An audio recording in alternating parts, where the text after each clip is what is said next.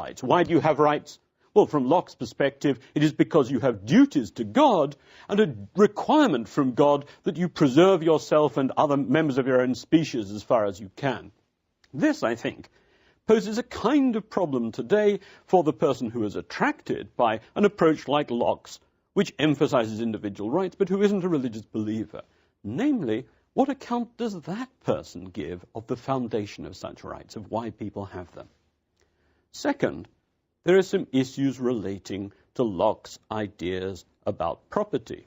Locke's ideas about property were developed in England basically as part of an argument about the notion that there shouldn't be taxation without consent, that people have a right to own property independent of the will of the government. But these ideas, developed in that context, were then exported with settlers to North America and to Australia. And there they became, in a kind of interesting, rather disturbing way, the basis for an argument that hunter-gatherers who are to be found there didn't actually own the land on which they were hunting and gathering. All they were entitled to on Locke's account was certain limited property rights in the animals and so on that they'd hunted, not to the land itself. And what it became was a kind of ideology which offered a rationale for the dispossession of hunter-gatherers by labour-mixing farmers. So Locke, from that point of view, was really quite popular amongst some of the settlers in the US and in Australia.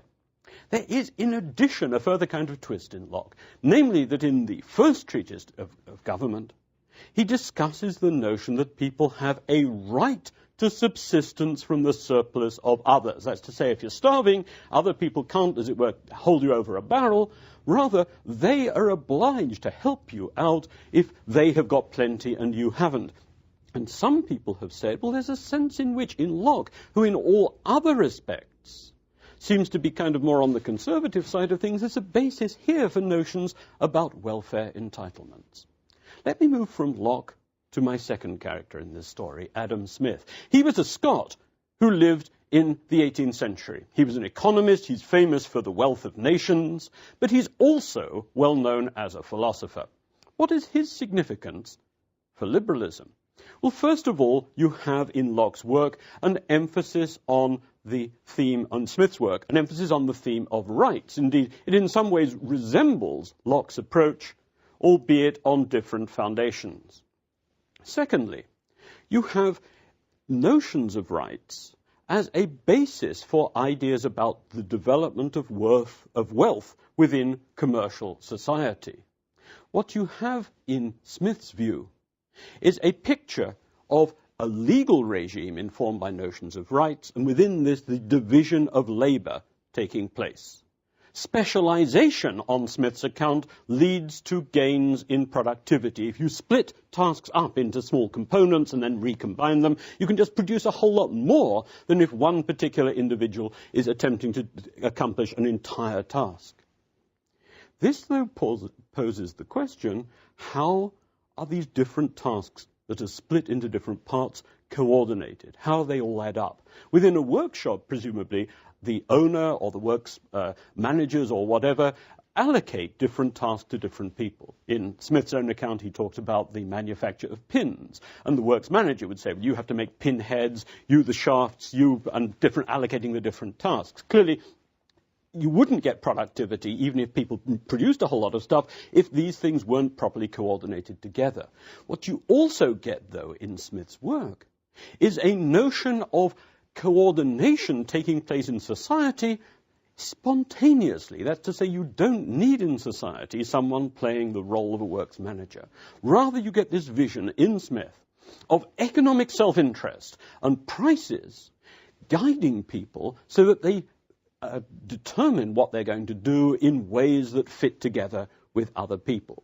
In a sense, if you're trying to make as much money as you can, if you're trying to put anything you own to the greatest productive use, if you're guided by prices, this, on Smith's account, will lead you into courses of action which fit in better with other people's plans than if you do something that gives only a small return. These offer some really key ideas for liberals. What are they? Well, you get a position where, as it were, there are two wings. On the one side, you get notions of the rights of individuals and them being respected, but you get compatible with this a view of social coordination and the production of wealth taking place in a way that's of benefit to all. Rights, but also a theory of how a society is going to work productively and in a way that everyone benefits from. You get, indeed, a theme in the work of John Locke, through Adam Smith, to the writings of a 20th century economic publicist, Leonard Read, who wrote a small piece called I Pencil. Take a pencil with an eraser on one end of it, a piece of metal, the pencil, and then there's the point of the pencil here. What Read says is consider all the different ingredients that come together in making up the pencil. The wood, the paint, the rubber eraser, the little metal thing that keeps it on, and so on. All of these are produced by different people who are led to cooperate not because they know their different tasks are going to go into the making of the pencil, but rather because they're following their self-interest and undertaking those activities that pay. And what you get from this perspective is a picture of a certain kind of social cooperation in society, people cooperating together, not knowing that they're cooperating, and indeed ending up cooperating with people who, if they actually met them, they might well dislike them and may not want directly to work together. Indeed, the 20th century economist Friedrich Hayek has offered a further twist to this particular picture.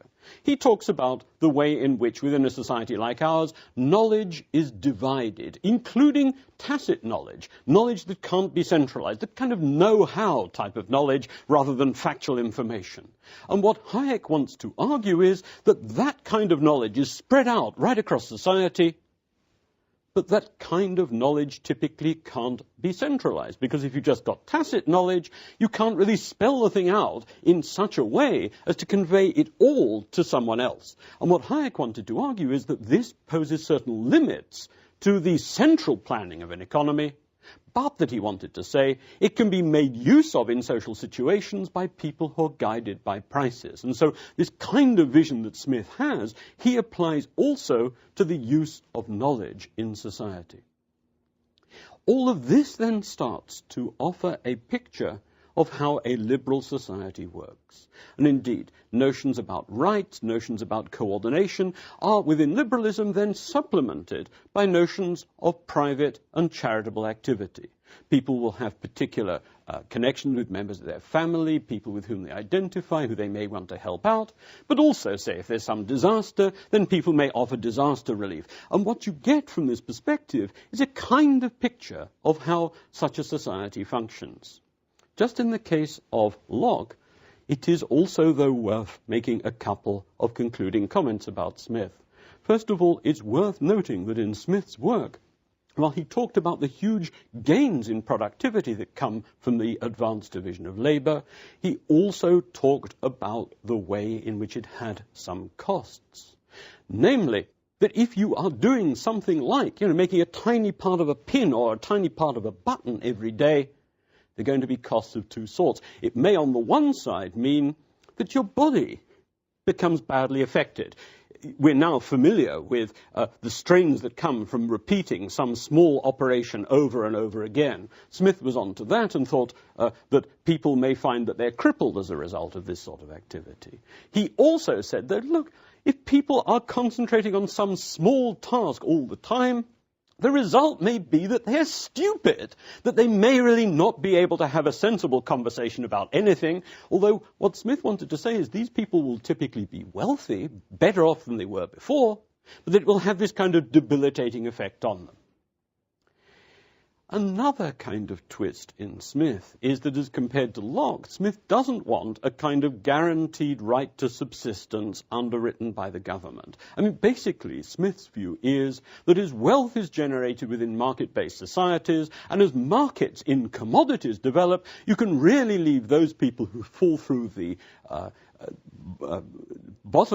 into the bottom of things, people who can't make a living, really to charity. You don't need to have a kind of regulatory regime in place which guarantees to them that they have subsistence to a particular kind of level. And indeed, what Smith wanted to argue was this.